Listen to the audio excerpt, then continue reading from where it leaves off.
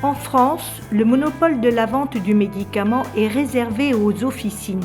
Cette situation est de plus en plus attaquée. Mais la vente de médicaments en dehors d'une pharmacie reste interdite. Cette restriction au principe de libre entreprise est consentie par l'Europe qui reconnaît le droit aux États membres d'assurer un approvisionnement sûr et de qualité.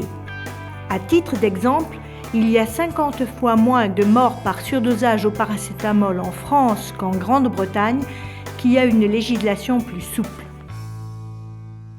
La France n'a pas tellement envie d'être harmonisée avec le reste de l'Europe, parce que nous pensons que nous avons un système qui est le meilleur du monde, évidemment, et à partir de là, avec une répartition géographique des officines, un maillage territorial de premier ordre, il est très difficile de regarder ce qui se passe à l'extérieur, dans les autres pays, dans certains autres pays, où vous allez avoir une pharmacie pour 8000 habitants, alors que nous avons, nous, en moyenne, une pharmacie pour 2500 habitants. Donc je pense que la population française n'a aucun intérêt à regarder ce qui se passe en Suède ou en Hollande ou dans d'autres pays de ce type-là. Après se pose le problème de la propriété de l'officine, puisqu'en France, le pharmacien est propriétaire de son officine.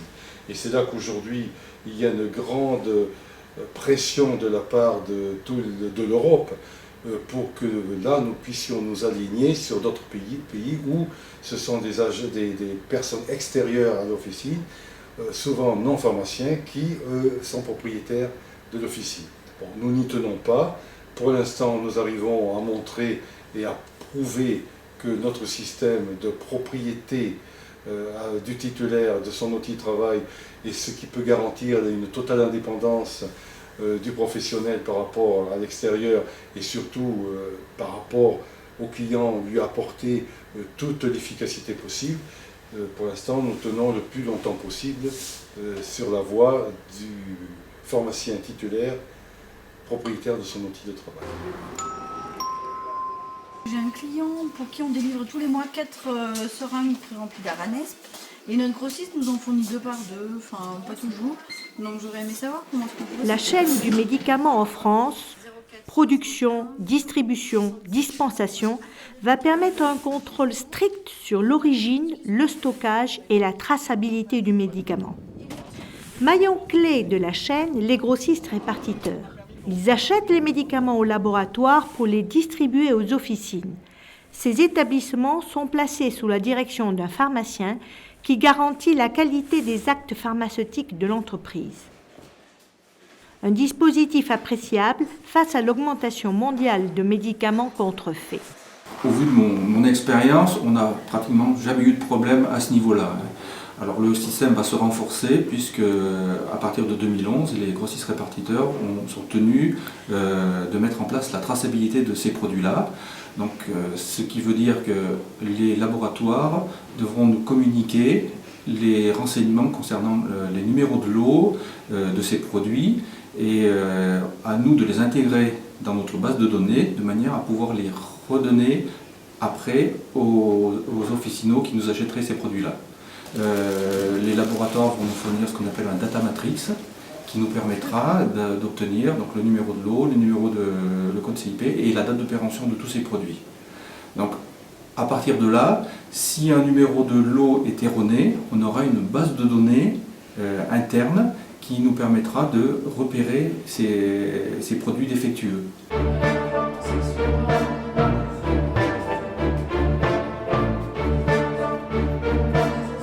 Aujourd'hui, l'avenir du système français est soumis à des incertitudes.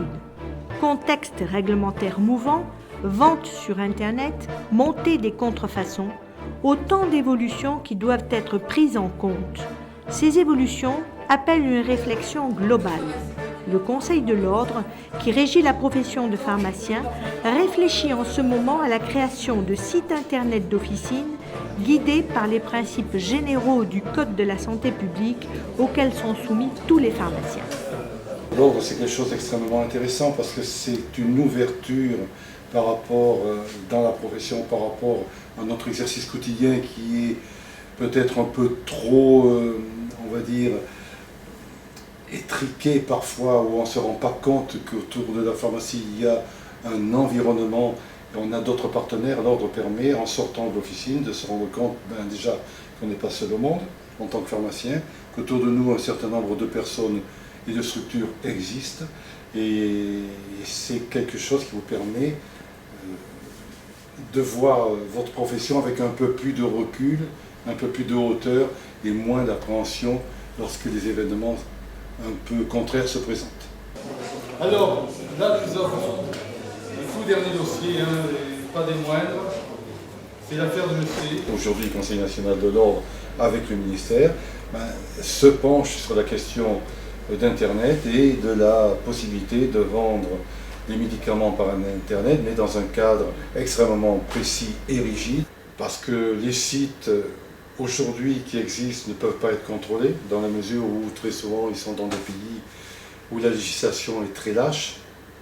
Donc nous n'avons aucune autorité, par exemple la France, pour intervenir sur des sites se trouvant à l'étranger. C'est pour ça que, pour répéter une chose, le système français de dispensation de médicaments qui va de l'industriel qui fabrique au pharmacien qui dispense via le grossiste répartiteur qui distribue au pharmacien, qui est le fournisseur des pharmaciens, le tout avec à chaque étape de la chaîne un ou plusieurs pharmaciens qui contrôlent la qualité et qui contrôlent cette fameuse chaîne du médicament. C'est un atout majeur chez nous. Cette chaîne doit pas être brisée parce que le passage par Internet, obligatoirement, doit se faire avec un encadrement aussi efficace que l'encadrement qui existe aujourd'hui dans la chaîne traditionnelle du médicament. Les sites Internet aujourd'hui, c'est pratiquement 60% à 70% également de contrefaçon. Donc il faut vraiment en être conscient. La contrefaçon est un des thèmes de réflexion de la FIP, Fédération internationale des pharmaciens, association qui compte 2 millions de membres répartis dans le monde. Réunis en 2010 à Lisbonne pour leur congrès annuel, les dirigeants pharmaciens de 85% des pays du globe ont vocation, en lien avec l'OMS, à améliorer la santé dans le monde. Ils dessinent la silhouette du pharmacien idéal, le pharmacien 7 étoiles, et proposent des conférences pour augmenter les connaissances et partager les savoirs.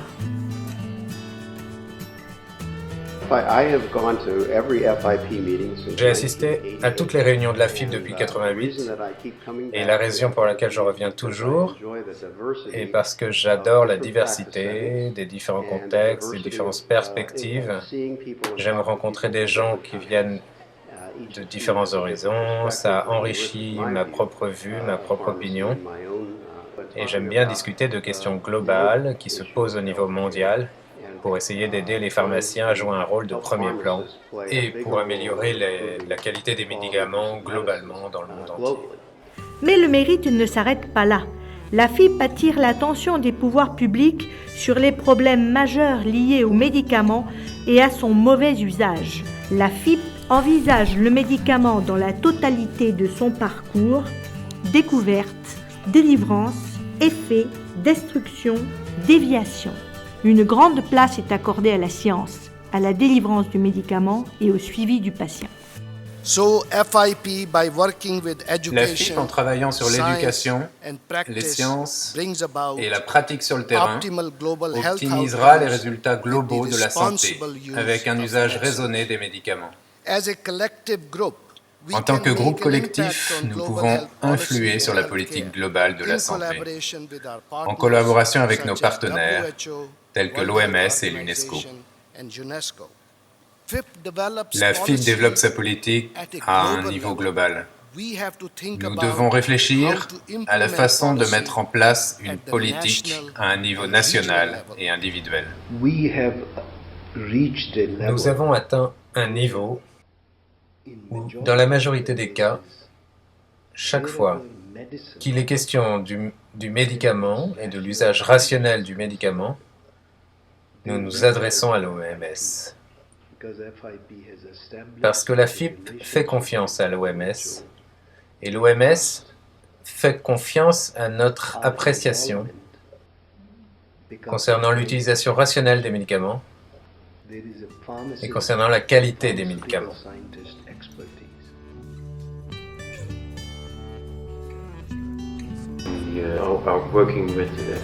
Nous travaillons en étroite collaboration avec l'OMS pour qu'il y ait une adhésion à l'utilisation rationnelle des médicaments, pour les utiliser comme il convient, car on se rend compte que 50% des médicaments ne sont pas utilisés de façon correcte, et ça c'est dans les pays développés et pas dans les pays en développement. D'autre part, il y a une pénurie du personnel de santé dans le monde entier, une pénurie de pharmaciens, et on travaille avec l'OMS pour définir les tâches nouvelles que les pharmaciens peuvent jouer dans le monde. Parce que de plus en plus, les pharmaciens font des tâches cliniques. Par exemple, aux États-Unis, les vaccinations contre la grippe sont effectuées par des pharmaciens et non pas par des médecins.